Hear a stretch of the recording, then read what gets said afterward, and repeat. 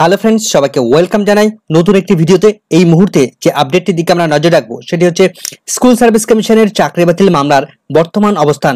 School service commission কি অবস্থান নিয়েছে এই চাকরি বাতিল সংক্রান্ত বিষয় নিয়ে, শেষ পর্যন্ত কি আপডেট উঠে এলো, পরবর্তী শুনানির ডেট কবে রয়েছে, সুপ্রিম কোর্ট কোন দিকে এগোতে চলেছে, এই মুহূর্তের কি আপডেট রয়েছে বিস্তারিত জানবো আমরা। ভিডিওটি শেষ পর্যন্ত দেখার অনুরোধ রইল। চলুন একটু বিস্তারিত আমরা জেনে নিই।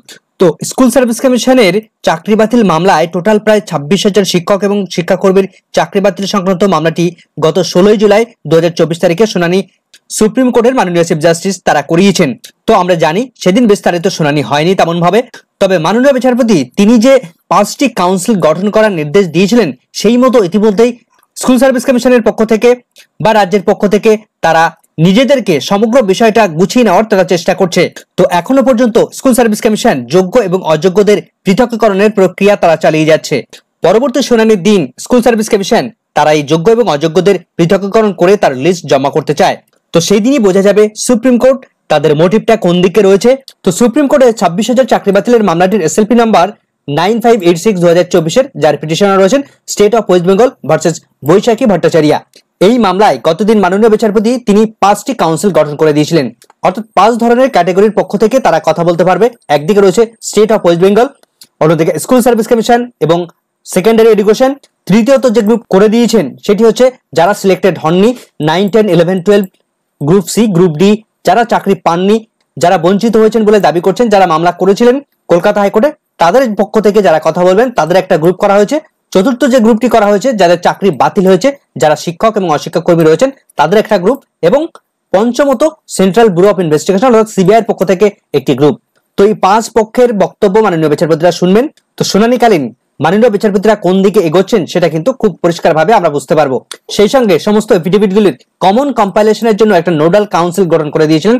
তাদের মধ্যে থেকে টোটাল 5 জন এই কাউন্সিল তারা গঠন করবেন এবং তারা সমস্ত বিষয়গুলোর কমন কম্পাইলেশন করবেন।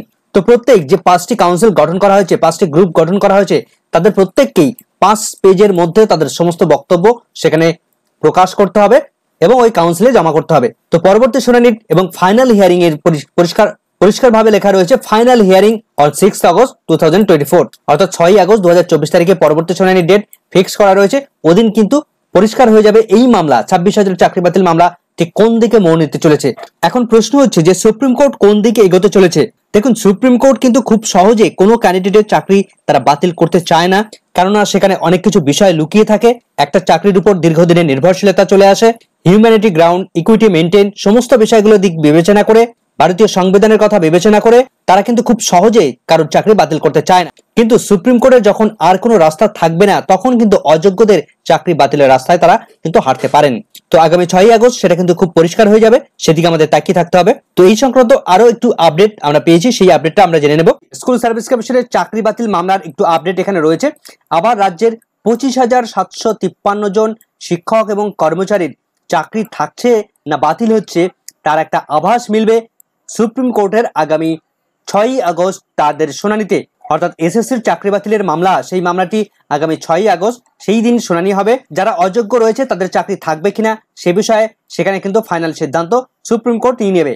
মাধ্যমিক, উচ্চ মাধ্যমিক স্তরের শিক্ষক, গ্রুপ সি, গ্রুপ ডি স্তরের সমস্ত শিক্ষাকর্মী, মোট 4 ধরনের নিয়োগের সঙ্গে জড়িত রয়েছে এই স্কুল সার্ভিস কমিশনের টোটাল 26,000 বা 25,753 জন।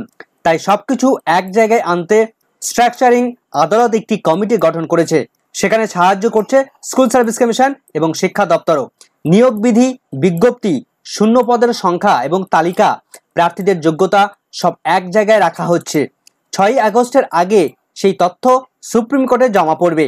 তো তারপরে হবে শুনানি। স্কুল সার্ভিস কমিশনের এক আধিকারিক তিনি বলেন, এত মানুষের চাকরির বিষয় মামলাটির সঙ্গে জড়িয়ে রয়েছে, তাই সুপ্রিম কোর্ট সময় নিয়েই বিষয়টি বিবেচনা করবে বলে আমাদের ধারণা।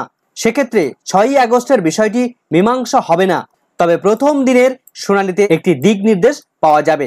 অর্থাৎ মামলাটি কোন দিকে এগোচ্ছে বা কোন দিকে এগোতে চলেছে সেটা কিন্তু আমরা প্রথম দিনেই বুঝতে পারবো যে সুপ্রিম কোর্টে কি ঘটতে চলেছে।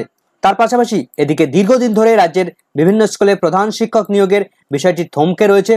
নিয়োগ বিধি, প্রাথমিক বিজ্ঞপ্তি, শূন্য পদের প্রাথমিক হিসেব আগেই সমস্তটা প্রস্তুত রয়েছে, তাও বিষয়টি নিয়ে সরকার অগ্রসর হচ্ছে না।